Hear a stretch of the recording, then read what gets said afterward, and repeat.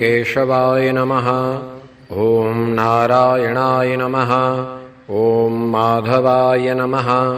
ॐ गोविन्दाय नमः। ॐ विष्णवे नमः। ॐ मधुसूदनाय नमः। ॐ त्रिविक्रमाय नमः। ॐ वामनाय नमः। ॐ श्रीधराय नमः। ॐ ऋषिकेशाय नमः। ॐ पद्मनाभाय नमः। ॐ दामोदराय नमः। ॐ सङ्कर्षणाय नमः। ॐ वासुदेवाय नमः। ॐ प्रद्युम्नाय नमः।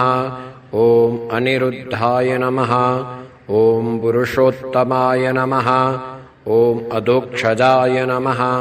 ॐ नारसिंहाय नमः। ॐ अच्युताय नमः। ॐ जनार्दनाय नमः।